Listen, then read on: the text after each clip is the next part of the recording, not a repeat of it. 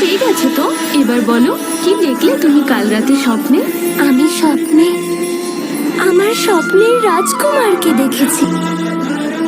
এবার কি সারাদিন নিজের স্বপ্নের রাজকুমারের ব্যাপারে ভেবে লজ্জা পাবে, নাকি তার ব্যাপারে আমাদেরও কিছু বলবে?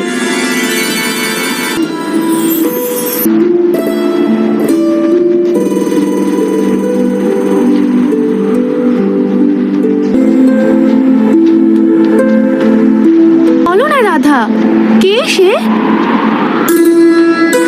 যার হাসি মুখ দেখলে বিষণ্ণ প্রকৃতি আবার হেসে ওঠে।